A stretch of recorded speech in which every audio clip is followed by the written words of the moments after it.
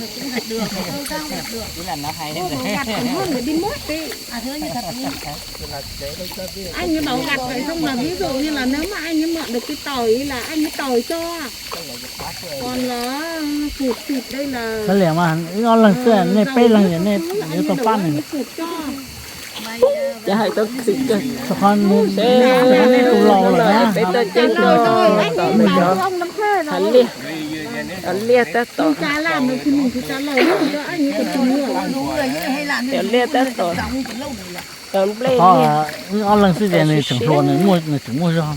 Ông kia là bảo ông nào hay là bảo ông ấy à? Chả biết chị. Không có bảo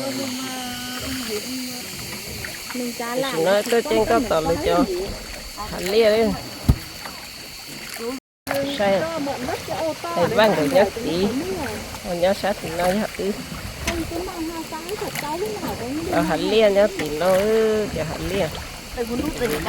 Hắn lia không có thịt tiền đi. Hắn lia này. Hắn đang nghĩ tuổi dù chế trong nó sao. Là con lỡ xài ăn sushi.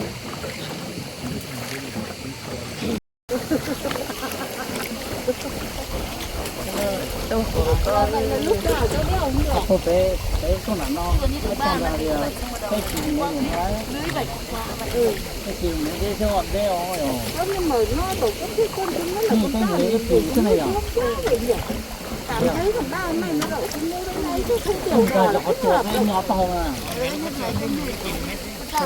Mà giờ bé chim mấy nói rồi nào.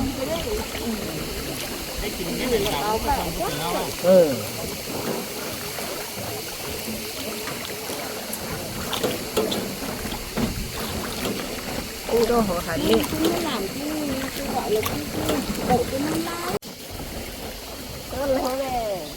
Mày có một cái có 4 cái đâu vậy thì bỏ hàng qua 2 cái thuốc nó cứ đòi mày không lấy chồng con thuốc thang cái luôn Còn của cờ đấy còn của ngỏ đấy đây này Nó luôn còn có nhớ tích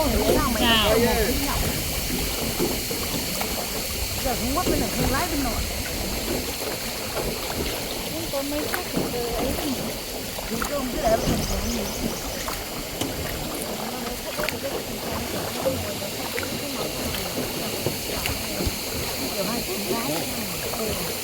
có phải 2 chị em gái không em chị em cũng đeo không giống nhau rồi này 2 chị em nữa. đấy 2 chị em gái em phải không đấy tới chưa đấy chị đầu tiên chị thấy đeo ngay Để chị giỡn về không bình thường này sắp tới giảm này. cái này giống nhau này không phải cái nhìn người chúng ta bảo chúng nhìn vậy gái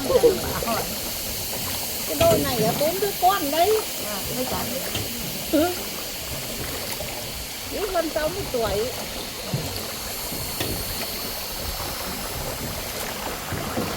đôi nhà mình mấy con hả